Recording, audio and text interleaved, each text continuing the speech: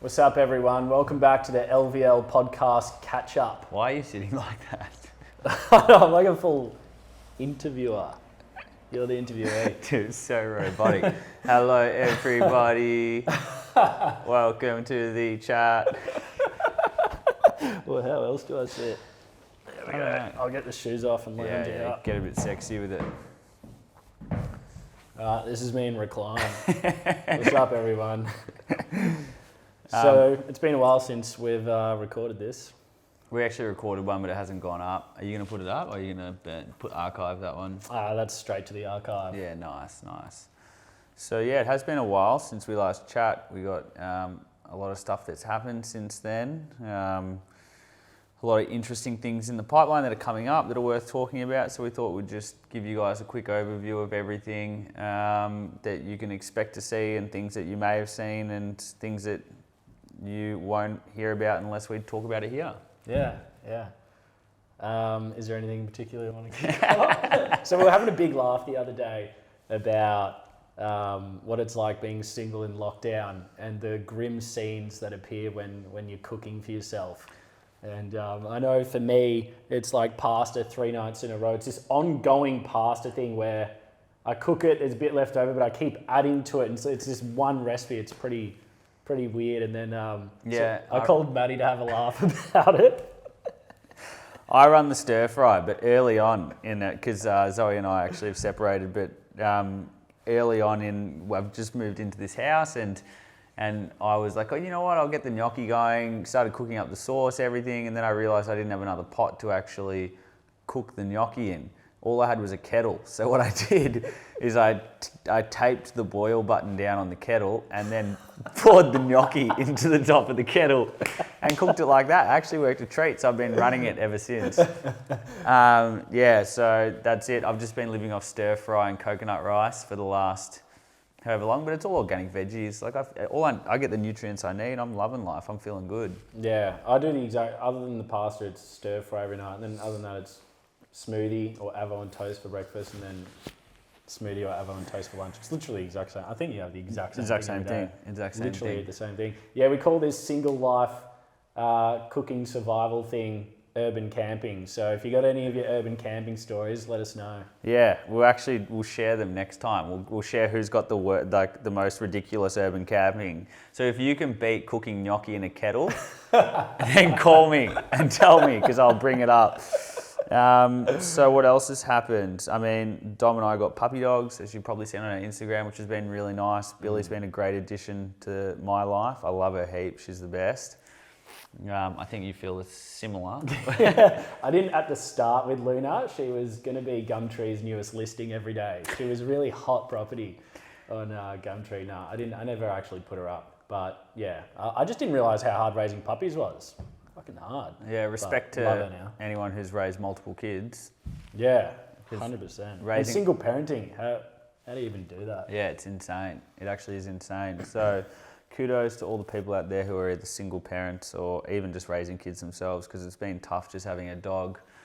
What else is interesting? So on a business front, where I think we can finally talk about it, is starting our own LVL development. Yeah, 100%. So we've got 5 townhouses coming up in Glen Iris. I tell people Malvern.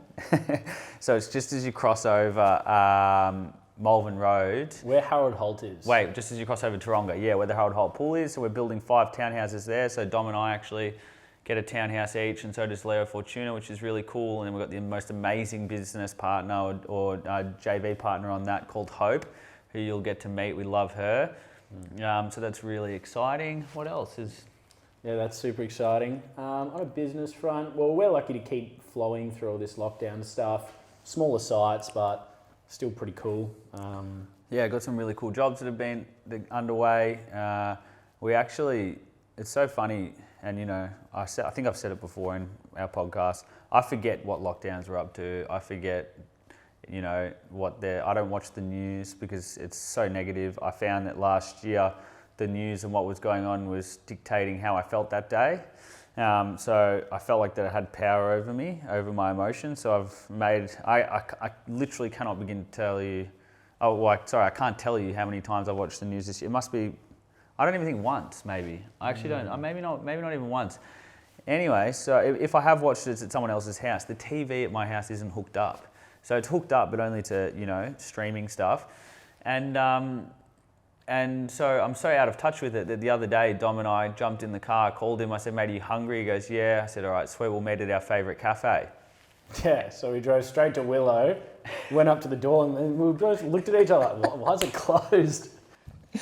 The middle of the worst lockdown we've ever been in. Dom and I are at the front, knocking on the window, wondering why they're closed. So I think that our experience with COVID has been a bit different to everyone else's because we are builders, and we've been in the industry and we have a bit more freedom. But I also think that this time around, I have let it control me less. Yeah, shit, yeah. Yeah, I feel the same. I definitely haven't watched the news in years. I don't have a TV. But I do. We were having a conversation this morning about, if you don't master your emotions, someone else is going to master them. And by default, like, something's going to happen with them. And TV and all that sort of shit, and whether what's happening, like, I like getting the objective facts, like how many people can we have on site, what can and can't you do, and then make a decision what we do with that. But other than that, sort of just keep rolling and trying to enjoy what we can, really, control what we can. Explain more what you mean about if you don't master your emotions, then someone else will master them for you. Well, the thing is if I'm not mastering my own emotions, then I'm going to be a slave to someone else. So and that could be on a social level, could be in a business level, could be anything. It's like with goals as well. If I don't create and follow and stay loyal to my goals and be a master of my goals, then I'm just going to be a slave to someone else's goals. And how does that end up? And that ends up in a life where I'm frustrated. I'm not in a life that I want to live, and then I'm just going to blame other people more.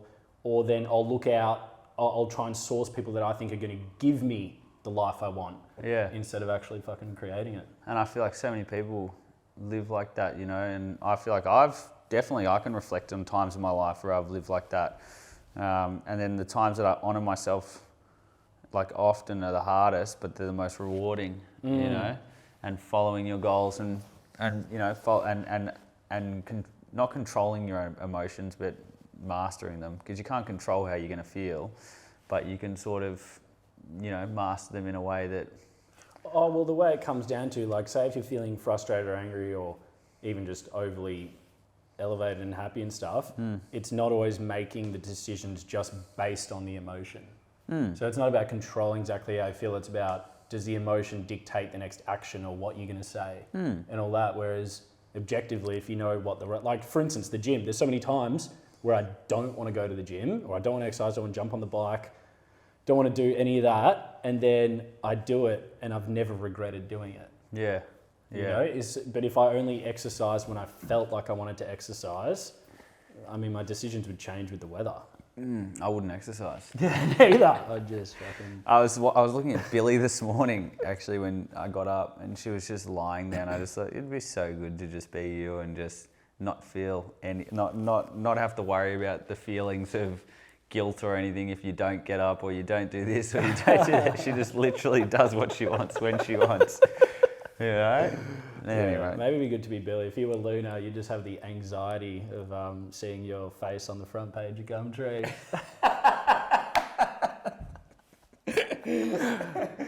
Oh my God, that's funny. So another business thing that we were speaking about the other day was one of our non-negotiables, and this was something that popped up probably about a year ago, which is, I've actually got it on my phone here.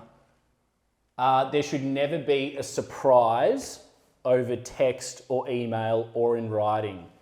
So if you ever, like, a client, when they're reading anything, it should never come as a surprise. So the number one thing is, we always, if we're giving new information that could be a surprise, it's always over the phone or in person. Yeah, and also giving them more information than what they need. So, like, we feel like that now with our clients, it's actually so ridiculous. You guys would be mind blown if you saw the conversations that our project managers have with the clients. Sam's on an extreme level, but he'll message the clients asking them what they're having for dinner. Yeah. And in the group chats, they're all telling each other what they're having for dinner, and they're chit-chatting and having a great time.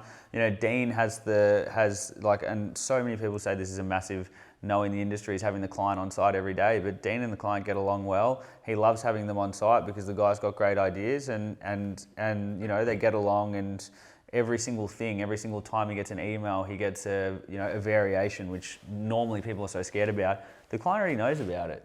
He already knows what it's going to cost. He's already across it all, and there's no surprises there. And then you've got Shannon as well, who's actually our newest project manager, who's a superstar. He's actually killing it. He's been in the business for 4 years now. Started as a carpenter, and then now he's a project manager. And he's sort of adopting parts of Dean and parts of Sam, and sort of working out his own way of communicating with the clients, and working out his own ways to make sure that there are no surprises. So. And how do you sort of use that strategy? Oh man, I always make sure I'm on the phone to people straight away. Like, there's so many times in my life where there's been a phone call that I haven't wanted to make because I just think, oh God, this would be so much easier just to send an email, and if they don't like it, then they can, deal with it over the email. Yeah. But I just know that you're better off gauging where they're at, calling them. So even something simple like a client, I'll have a quote in my hands ready to send, and I'll call them beforehand and tell them what the number is, so that then I can gauge where they're at. And if they say, oh, that's a couple $100 more than what I was thinking, I can instantly just run them through it over the phone, talk about why it's a little bit more expensive. Are there certain things that they originally weren't going to have that now they've added in that could have potentially blown the cost out a little bit? Do you know what I mean? So and then we talk through those things. Then I send the quote, and then there's no surprises. They're happy that they're getting the quote, and then they know that there's already a plan to work on actually either getting that quote down or managing their expectations, And why is that a more sort of effective strategy than just sending the email and then following up with a call? Oh, because then by the time you get them on the phone, they're instantly in defense mode. So you've already dealt with that defense mode. Then you send the email as like a follow-up. And the email has way more detail than what they got over the phone. So because I love it or hate it, I don't care what anyone says. The first thing, I do it myself, that anyone does when they get a quote, they skip all the shit. You spend weeks putting it together, they scroll past everything, and they go straight to the number, and they go, oh yeah, sweet, and then call you and say, why the fuck is it more expensive than I was expecting? So you've already dealt with that. So then they actually take the time to read over the quote, go over everything, and actually, understand and digest what's involved, because the quotes are extremely detailed, and it takes a lot of time and effort for any industry, whether you're a tiler, a plumber, an electrician. People put time into this stuff. And if you want people to actually read it and understand what you're putting into it, call them beforehand, tell them what's involved, tell them why it's cost what it's cost, and then send them the quote, so that then they're looking at it from your perspective, not theirs. 100%. So yeah. I love that. Yeah. We're really passionate about that. What else is there? I think I had a little note on something. Hang on, wait. Podcast, what have I got? Oh yeah, that was it. I No can't surprises. believe the notes were just there. I literally make notes every single day. Oh really?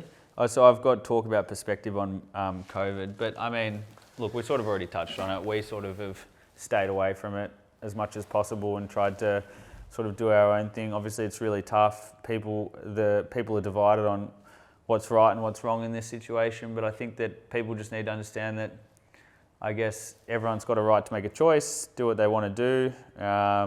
And I guess people just need to learn to respect each other a little bit more and understand that everyone's going through their own little thing in this time. There's people that have lost businesses. There's people who aren't affected. And then there's people who have lost family members, stuff like that.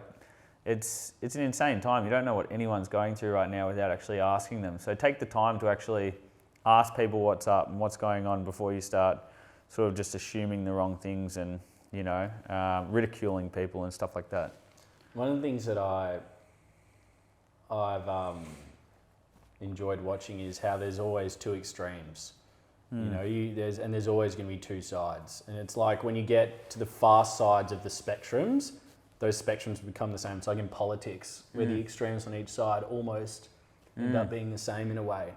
And and you can have people that are so pro everything one way, and then violently opposing anyone who's against that. And then you get someone who's so anti, and then they're violently opposing, everyone who they feel like is going against that. And so, and then you get everything in the middle, and it all blurs. But it's just interesting seeing that sort of stuff play out. But yeah, I'm not sure. For me, speaking about COVID and all that isn't really Dom bans gets me people. going. He bans people from talking about. He calls it the C word. Yeah. Don't mention the C word. You're not allowed to mention the The C C word. word's COVID, and the F word's fine. When you ask how someone is, if they say they're fine, or if your girlfriend says she's fine, then book a counselling session.